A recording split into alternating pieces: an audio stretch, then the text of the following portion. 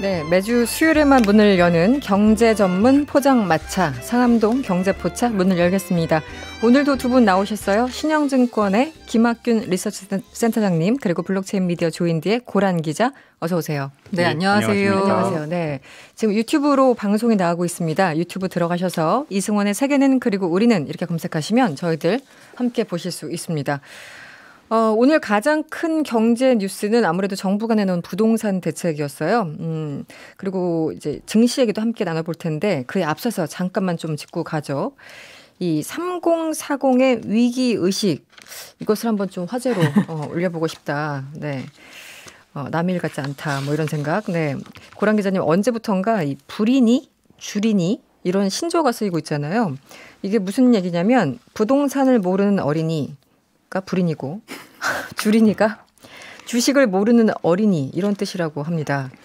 네, 맞습니까? 네. 이게 사실 언제부터 시작됐냐라고 하면 2017년 말에요. 네. 코린이라는 말에서 이제 파생이 된 거예요. 코린이는 코인을 모르는 어린이라고 해서 코인 투자를 처음 시작하는 사람들을 가리켜서 이제 코린이라고 불렀는데 네. 이때 당시 기억을 떠올려 보면 코인 투자에 열광했던 연령층이 2030 혹은 3040쯤이거든요. 네, 맞습니다. 게다가 네. 그에 앞서서는 뭐 주식 투자의 역사가 오래됐으니까 부동산도 그렇고 이제 코인은 투자를 시작해 본 사람들이 정말 없었거든요. 그런데 옆에서 사표를 내면 네. 왜 냈대? 라고 보면 코인 투자로 큰 돈 벌었대? 라고 네, 하니까 갑자기 이제 너도 나도 코인 투자를 시작하면서 그야말로 열풍이 일었었거든요. 네. 그러면서 이제 특정 재테크 분야에 신규 진입하는 이들을 가리켜서 땡땡 리니라는 장명법이 유행하기 시작했습니다. 네. 그래서 그 뭐 줄이니 불이니 심지어는 금린이라는 말도 있더라고요. 금투자 시작하는 사람들을 시작해서 네. 이런 말이 확산되고 있는데 그 뭐 불인이라는 말은 사실 뭐 그닥 많이 안 들어보셨겠지만 아마 최근에 이제 동학개미 운동이다라고 하면서 아마 줄인이라는 말은 많이 들어보셨을 것 같아요. 이게 뭐 이제 주로 방금 말씀하셨지만 3040 세대에 많이 있는데 뭐 재테크나 투자 측면에서 뭐 위기의식의 어떤 절박함 이것을 표현한 거 아닌가. 그런 생각이 듭니다. 그래서 부동산 시장에서는 소위 뭐 갭 투자에 나서고 있다. 이 사람들. 그러니까 이게 너무 부동산 격차가 커지니까 뭔가 좀 따라가고 싶은데 그건 좀 어렵고 그래서 갭 투자에 나서고 있다. 이런 얘기가 많이 들리는데 실제 어떻습니까? 돈이 있으면 강남에 아파트 20억짜리 사면 되죠. 그렇죠. 있으면. 네. 그리고 그에 앞서서는 사실 네. 대출 받아 샀거든요.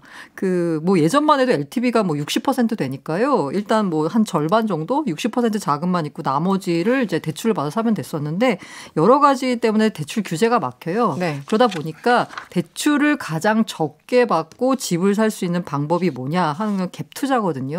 이게 전세를 끼고 사는 거기 때문에 예를 들어서 4억짜리 집으면 전세가 3억이면 1억만 있으면 되는 거예요. 네. 그러다 보니까 내가 월급 오르는 속도보다 전세금 오르는 속도가 더 가파릅니다. 그러니까 빨리 뭔가 내 집을 마련해야 될 것 같은데 네. 지금 돈은 없으니까 집을 네. 마련할 수 있는 방법이 뭐냐? 갭 투자라는 거죠. 네네. 그러면서 이제 3040을 중심으로 갭 투자가 유행을 했었고요. 더군다나 이게 고가주택에서 뭔가 규제가 강화되다 보니까 갭 투자가 가능한 이 갭 투자가 가능하려면 전세가와 매매가가 붙어 있어야 되거든요. 네. 중저가 주택을 중심으로 갭 투자를 많이 했었죠. 네. 그러다 보니까 이 갭 투자발 부동산 가격 상승이 또 최근에 나타났어요. 네네. 이러니까 오늘 정부가 대책을 발표했습니다. 네. 갭 투자를 차단하겠다. 네. 센터장님 증시에서는 이 3040 뭐 줄이니 네. 마치 동학 운동하는 우리 동학 얘기를 굉장히 많이 하는 것 같아요. 몇 달간 코로나19 이후에 동학 운동하는 심정으로 투자에 나서고 있다 이러는데 실제로 센터장님 보시기에는 어떻습니까? 뭐 돈 벌려고 하는 거죠. 봉건 시대에 농민들이 들고 일어난 거랑 비교하는 네. 게 맞는지 조금 모르겠는데요. 그렇죠, 표현은. 네. 근데 이게 뭐 공식적으로 데이터가 집계되는 데이터는 없는데요. 실제로 이제 증권사 객장이나 이런 데 얘기 들어보면 젊은 분들이 많이 오고 또 주식 투자를 하게 되면 이제 앱을 깔지 않습니까? 네네. 그래서 신규로 증권 앱을 까는 사람들을 보면 30, 40대가 전체 신규 투자자의 한 50% 정도는 되는 것 같습니다. 네네. 그래서 뭐 인구 비율로 보면은 30, 40대가 굉장히 좀 높은 편인 것 같고 뭐 아무튼 좀 과거와 조금 달라진 것 같아요. 일단 과거보다 비정규직도 많아졌고 그렇죠. 또 내가 얼마까지 일할 수 있을 거냐 또 뭐 의식주의 하나의 이제 집인데 이거 뭐 월급 받아서는 이제 못 사게 되니까 이제 자산에 대한 투자에 대한 관심이 굉장히 높아지는 것 같고 그래서 뭐 코인, 부동산, 뭐 주식 전방위적으로 지금 옮겨 다니면서 이런 현상들이 나타나는 것 같습니다. 네.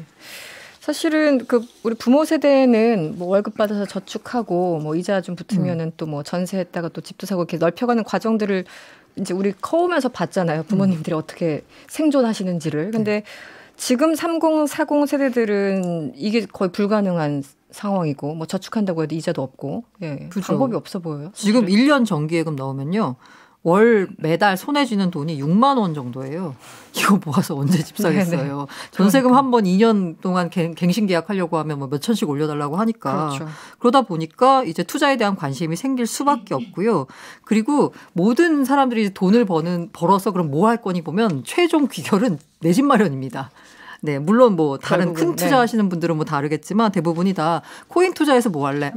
돈 벌어서 집 살 거야. 주식 투자해서 뭐 할래? 돈 벌어서 집 살 거야. 최종적으로 뭐 강남 집 살 거야로까지 갈 수도 있겠지만 어쨌든 이런데 현실적으로 지금은 투자를 하지 않고서는 월급만 모아가지고는 어떻게 할 방법이 없어요. 네. 그러다가 이제 그러면서 투자에 대한 각종 이제 관심들이 생기는 건데 주식도 그렇고 이번에 이제 부동산 같은 경우에는 목돈이 들어가는데 그나마 덜 들어가는 게 갭 투자라서 갭 투자에 많이 몰렸던 거고. 네. 그 사실은 집은 아까 말씀하신 것처럼 의식주 생존의 영역이잖아요. 어떻게 보면 그러니까 투기로 접근하시는 분들이 분명히 많이 있겠지만 정말 나중에 어떻게 살지 이런 걱정 때문에 의식주의 개념으로 접근하시는 분들이 상당히 여전히 많은 건 맞는 것 같고 오늘 그 이런 고민들을 뭐 정부가 모를 리는 없겠죠. 또다시 대책을 내놨는데 문재인 정부 들어서 21번째입니까? 네. 참 많이 21번째 부동산 대책. 어떤 내용이 줄을 이뤘습니까? 네, 핵심은요. 일단 문정부가 그때 이제 대통령이 그 몇 주년이었죠? 간담회 때도 얘기했는데 네. 집값 부동산 가격 상승은 내 정권 안에 두고 볼 수 없다라는 취지로 이제 발언을 했잖아요. 네네. 이번에도 역시나 아까 말씀드린 대로 최근에 그 12.16 대책 지난해 말에 내놨던 그 대책이 고가주택에 대한 규제였다면 그 최근 코로나 상황에서 중저가를 중심으로 해서 가격이 오르는 상황이 펼쳐졌습니다. 네. 이게 이유가 뭐냐면 당시에 이제 뭐 15억 9억, 6억 이렇게 기준을 나눠가지고 대출 규제를 했거든요. 그러니까 당시 나왔던 그 대출 규제라는 그 가격이 마치 정부가 목표 가격을 찍어준 듯한 모양새가 되면서 거기 직전까지 올라가게 그렇죠. 되는 일체 가격들이 거기까지 움직이는 거예요. 그러니까 중저가 주택을 중심으로 가격이 상승했거든요. 그래서 이걸 이제 또 잡아보겠다라는 겁니다. 그래서 핵심 대책을 보자면 크게 뭐 두 가지 정도로 볼 수 있을 것 같은데요. 일단 규제 지역을 대폭 확대했다라는 겁니다. 네네. 앞서서 정부가 발표할 때는 이른바 핀셋 규제였거든요. 그런데 이번에는 전방위 규제라고 볼 수 있을 텐데요. 네. 수도권 전 지역이 대부분의 조정 대상 지역이나 투기 과열 지구로 지정이 됐습니다. 네. 이렇게 되면 주택담보를 대출을 받기가 어려워지거든요. 이러면서 이제 투기 수요를 차단하겠다는 겁니다. 네. 뭐 세금도 더 내야 되고요. 전매도 어려워지고 뭐 여러 가지로 불이익이 많습니다. 두 번째가요. 이번 상승의 주범이 바로 갭 투자라고 판단했기 때문에 갭 투자를 차단하는 대책을 내놨습니다.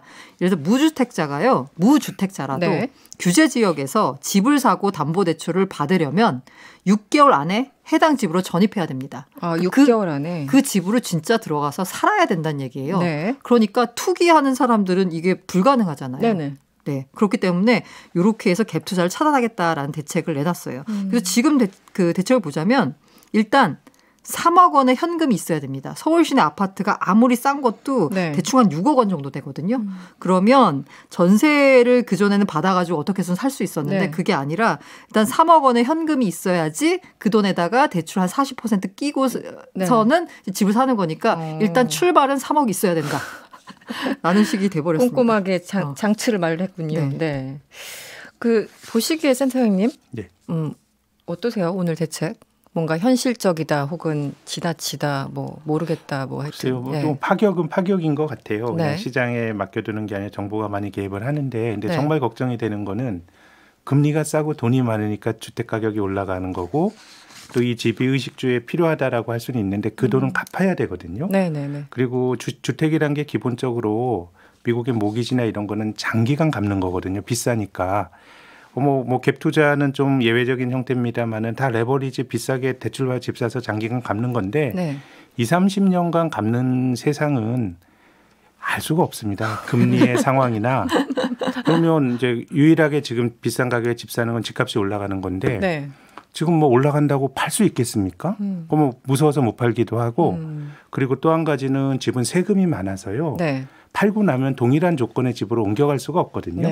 그렇기 때문에 진짜 결국은 내가 그 부채를 갚아야 된다라고 생각을 하면 돈이 많든가 부채를 갚든가 뭐 이렇게 해야 된다라고 보면 조금 집값이 저는 지금 한국 경제 상황에서 보면 조금 좀 지나치게 높은 게 아닌가 이런 생각이 들고요. 그렇죠. 네. 뭐 그리고 이제 걱정이 되는 거는 이렇게 급격하게 오른 자산 가격이 연착륙하는 경우는 없습니다. 주식이나 부동산이나 가파르게 올라가게 되면 그 다음에 나타나는 조정의 형태로 매우 가파르게 또 나타나기 때문에 네.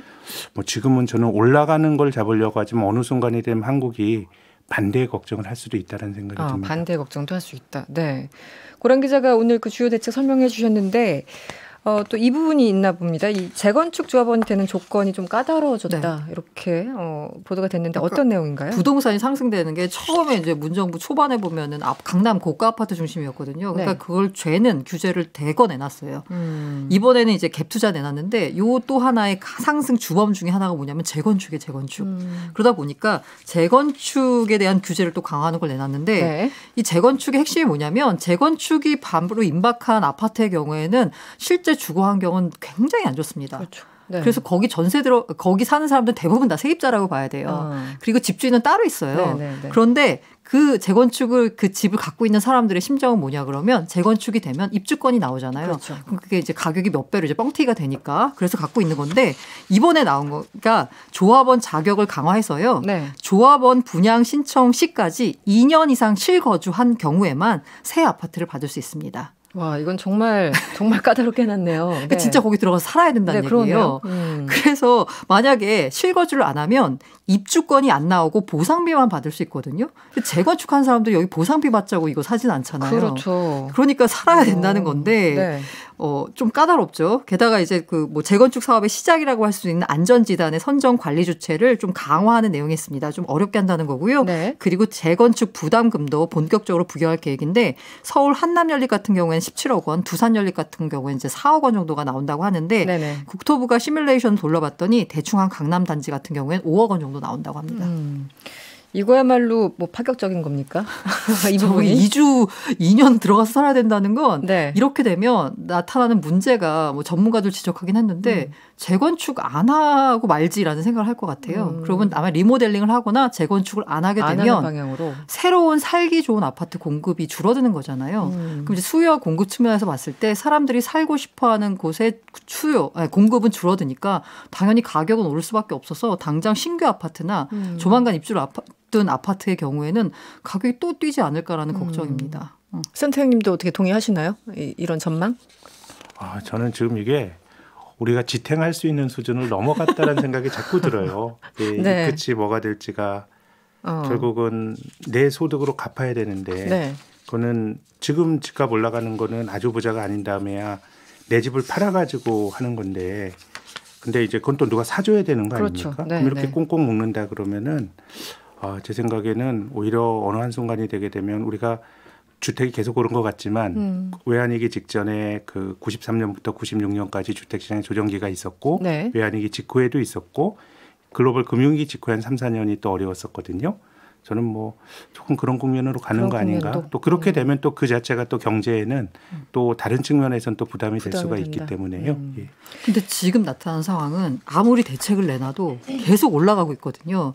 오늘 나온 게 뭐냐면 아까 제가 수도권 대부분의 지역을 다 조정 대상 지역 이상의 뭔가 규제 지역으로 묶었다고 했잖아요. 근데 빠진 곳이 경기 김포, 파주 그리고 충청도 천안이에요. 예를 들면 대전과 청주를 묶었거든요. 그다음에 빠진 데가 그 조금 약간 서울에서 가까운 데는 천안이 있고요. 그다음에 수도권 같은 경우에는 김포, 파주가 빠졌어요. 네. 갑자기 여기 부동산으로 일제히 매수 문의가 급증을 하고 네. 여기 규제가에서 빠졌거든요. 그러니까 네. 이른바 풍선 효과가 당장 나타났거든요. 오늘부터 당장. 네, 오늘부터 당장 나타나가지고 그 문의가 엄청 오고 뭐 무슨 피가 1억 붙었다 이런 얘기가 네. 지금 그리고 그 부동산 커뮤니티에서는 일제히 검색어 상위 순위에 그 경기 김포와 파주에 있는 특정 동이 언급이 된다라고 합니다. 여기로 그만큼 매수가 집중된다라고 하는 거죠.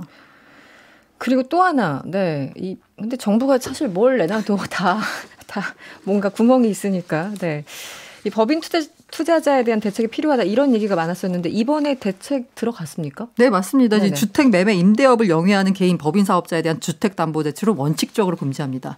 지금은 좀 됐거든요. 네네. 그러니까 이제 법인을 만들어가지고 네. 주택 소위 말하는 투기를 하는 거예요. 그러니까 이걸 이제 막았는데 네. 제가 보니까 지금까지 나온 대책의 대부분이 보면 뭔가 대책을 내놨을 때 구멍이 생기면 그걸 또 메우는 대책을 놓습니다. 계속. 그럼 또 네. 뭔가 또 새로운 구멍이 생기고 네. 지금 이런 상황이 반복되는 것 같아요. 네.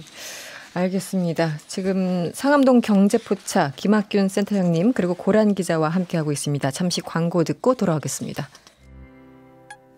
네, 상암동 경제포차 김학균 센터장님 그리고 고란 기자와 함께하고 있습니다. 조금 전에 부동산 대책에 대해서 알아봤고요. 이번에는 우리 센터장님이 또 실력 발휘하실 증시 쪽 얘기를 좀 해볼까요? 네, 어제 북한이 네. 그렇게 네, 일을 저질렀는데 폭발을 시켰는데 예. 그래서 증시 굉장히 좀 영향이 있지 않을까라는 생각이 들었습니다. 일단 오늘은 어땠나요? 네, 오늘 오히려 조금 올랐습니다. 네. 좀 시각적으로 보면 큰 충격인데 네. 이 금융시장이 지정학적 위험에 대해서 저는 뭐 깊은 통찰이 없다고 봅니다. 투자한 사람이 어떻게 알겠어요. 네. 다만 이제 과거로부터 경험을 보면서 그냥 그에 맞추어서 행동을 하는데 우리가 뭐 2000년대 들어서도 서해에서 2번 무력 충돌했었죠, 해군들이. 네. 또 2010년엔 북한이 또 저 연평도인가요? 네. 또 포를 쐈었죠. 네, 연평도. 네. 뭐 그랬을 때 주식시장이 조금 흔들리긴 했습니다만 장기적으로 영향을 안 받았기 때문에 뭐 투자자들은 그에 준해서 행동을 한 것 같고 뭐 한국 사람들도 한국 사람들이지만은 네. 외국인들도 뭐 그냥 주식 좀 팔긴 했습니다만은 뭐 그닥 아주 공격적으로 팔진 않았기 때문에 네. 시장은 뭐 그냥 한반도에서 늘 일어나는 일 중에 하나로 좀 해석을 했던 것 같습니다. 이게 좀 불행한 얘기예요. 어떻게 보면은. 좀 뭐, 그럴 수도 있죠. 예. 그 소위 뭐 지정학적 리스크가 항상 내재되어 있다 뭐 이런 표현을 쓰는데 이게 뭐 아무리 해도 증시는 또 끄떡도 없고 우리나라의 어떤 상황을 좀 말해주는 게 아닌가 약간 그런 네. 생각이 좀 서글픈 생각이 드는데 네. 그나저나 최근 증시 보면 이 코스피 지수가 단 하루에 100포인트 떨어졌다가 다음 날 또 100포인트 오르고 계속 네. 롤러코스터라는 얘기가 있습니다. 어떻습니까? 뭐 이게 100포인트가 뭐 한 굉장히 진폭이 4% 이렇게 떨어지는 건데 네. 이게 하루 사이에 이런 경우가 굉장히 좀 흔치 않은 일입니다. 그래서 뭐 월요일 날 100포인트 떨어지고 어제 100포인트 올라 제자리 걸음이고 네. 또 올해 전체적으로 봐도 2, 3월에 급등했다가 4, 5월에 또 올라가면서 또 지나고 나니까 또 제자리 걸음이거든요. 네, 네. 그래서 뭔가 추세가 있기보다는 시장이 진폭만 있는 변동성만 있는 시장인 것 같은데 네. 뭐 전체적으로 돈은 많이 풀렸고 네. 뭐 자산 가격이란 게 돈이 많이 풀리면 아무래도 이제 올라가는 요인이긴 한데 뭐 실물 경제라든가 기업 이익이나 이런 거 보면 자신이 없고 그래서 뭔가 좀 약간의 핑퐁 게임이 닭꼬치듯이 왔다 갔다 하는 흐름일 것 같은데 제 생각에는 앞으로도 시장이 네. 위든 아래든 뭐 한 방향으로 움직이기보다는 하루하루의 진폭이 굉장히 큰 흐름이 나올 것 같고 그래서 투자자들 입장에서 이걸 일일이 맞추려 그러면 굉장히 악수를 둘 수 네. 있습니다. 올라가면 더 올라갈 것 같고 떨어지면 더 떨어질 것 같거든요. 그러니까 뭐 요즘 같은 때는 안 하는 게 지나고 나면 내가 안 하는 게 결국 이것을 이럴 수도 있는 거 아닌가 그냥 가만히 있는 게. 뭐 그럴 수도 있죠. 예. 그렇군요. 고란 기자는 최근 어때요? 주변에 뭐 주식 투자하시는 분들 많이 계실 텐데. 진짜 많고요. 네네. 그리고 실제로 돈 벌었다는 사람도 많고요. 그리고 제가 블록체인 미디어라서 암호화폐, 코인 네네. 관련된 거잖아요. 요새 그 코인판에서는 야 주식이 더 낫다라는 그런 말이 얘기까지? 변동성이 더 크다는 건데 네. 비트코인이 변동성이 큰 자산이라고 하는데 하루에 2% 안팎 움직이거든요. 근데 요새는 뭐 다우, 나스닥, 코스피가 5%씩 막 움직이니까 변동성이 더 크고요. 그리고 심지어 오늘 삼성중공업 우선주가 10거래일 연속 상한가를 기록하면서 네. 연속 상한가 기록을 갈아치웠습니다. 지난달 말에 5만 원짜리가 오늘 74만 원 됐거든요. 가능하군요, 그게. 이걸 네. 보면은 다들 막 해야 되는 거 아니야라고 생각하죠. 주식에 대해서 이게 사실 전혀 모르는 사람들도 옆에서 그런 소식이 들리면 그 뭔가 이게 조바심이 생기잖아요. 사람 심리가 나도 뭔가를 해야 된다 이런 생각들. 어제 기재부가 거시 금융회의를 가졌습니다. 그런데 경고를 했어요. 개인 주식 투자 열풍이 국내 증시 변동성 확대 요인이 될 수 있다. 이렇게 이 변동성 확대 너무 롤러코스터 상황에 대해서 주시를 하고 있는 상황인데 앞으로 그 김학균 센터장님은 늘 조심하라라는 말씀을 이제 하셨지만 앞으로 특히 뭘 더 조심할까요? 네, 어떻습니까? 뭘 꼭 해야 된다는 생각을 안 하는 게 중요할 것 같아요. 가만히 있어라. 안 하는 것도 네. 투자고 우리가 3월 달 같은 경우는 뭘로 봐도 용기를 가지면 좀 이제 기회가 있는 시기였고 지금 이게 뭐 못 오른다 이런 건 아닌데 상당히 중요한 게 많이 반영이 된 것 같고요. 그래서 네. 저는 요즘 사람들이 내가 투자하려고 하는 자산의 가치를 보면 그게 투자고 가격을 보고 투자하면 이게 투기인데 아까 우선주 같은 경우는 기업 가치와 상관이 없고 부동산도 마찬가지인 것 같아요.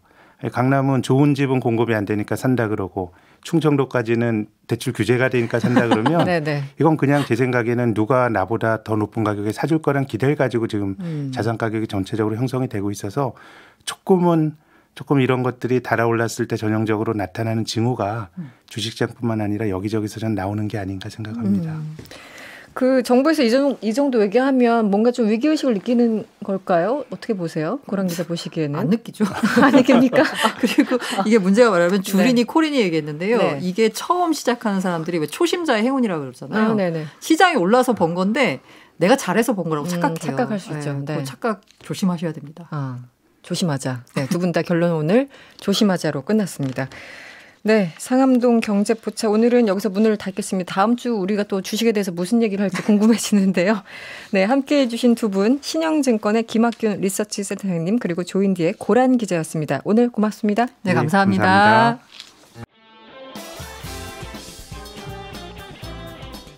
여러분의 퇴근길을 꽉 채워드립니다.